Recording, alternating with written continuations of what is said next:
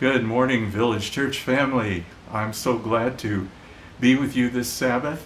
I have a special friend that I just made today that I'd like to introduce to you. Some of you may know her already.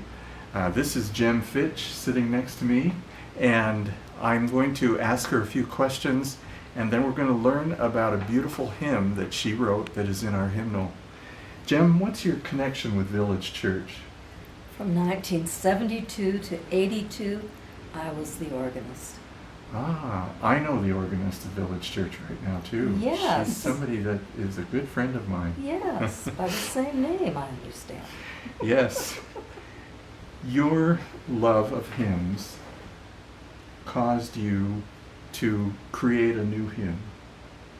And it's about a topic that we don't have a lot of hymns on.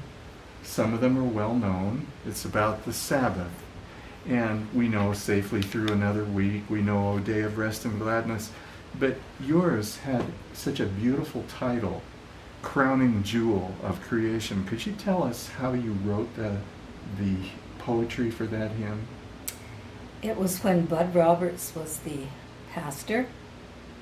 He had had a sermon before when the terrible disaster of the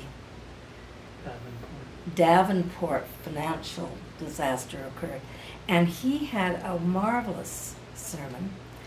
And I listened to that sermon as well as being there when he was giving it.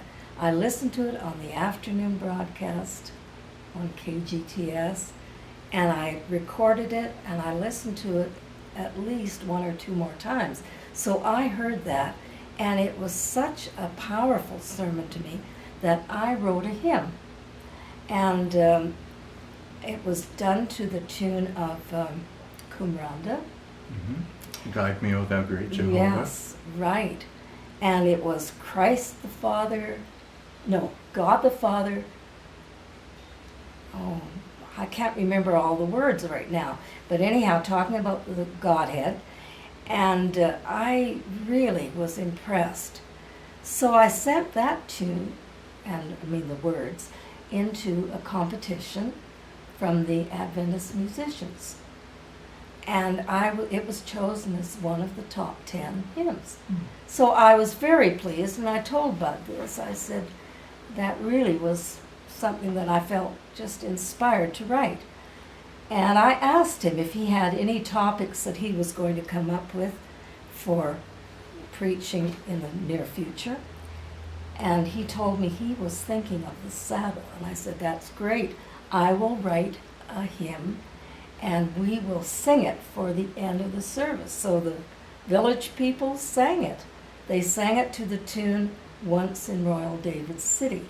And I'd like to ask you why you chose that tune for your words. It just seemed to fit. Now you know that at the back of the hymnal we have the meters that can be changed with whatever words. Mm-hmm. You can adjust them. Mm-hmm. And sometimes you have a very wonderful text, but you don't have a tune that people know. That's right. So you don't fail if you find one that people love, and that's why I chose them. And I think when you do that, the words become much more meaningful and more easy to be grasped by the congregation as they're singing. Definitely. As I look at number 385 in the hymnal, I notice, however, that it is not the tune of Once in Royal David City. Can you tell me about that? Yes. How did it get this tune? Well, this was at the time that the hymnal search committee was looking for new hymns. And it was 1985, and I sent it in about the last day that it was allowed to be sent in, mm-hmm. to be submitted. My husband's sister told me, send it in. I wouldn't have thought of it otherwise, but I did. I sent it in, and when Wayne Hooper got a hold of the words, it just hit him. He was absolutely smitten with this crowning jewel of creation, as if it was a monarch's crown. And So I never met Wayne until just before he died. And it was at some meeting we went to. And so as soon as my husband went and told him I was there, he was excited and told his wife, "Crowning Jewel is here." So he just had to write this. And I say, if he hadn't written that tune, it might not have been in the hymnal. Interesting. Because he was in charge of choosing the hymns, and he went to bat for it. I'd like to read a few of the words from the hymn because the poetry is so beautiful.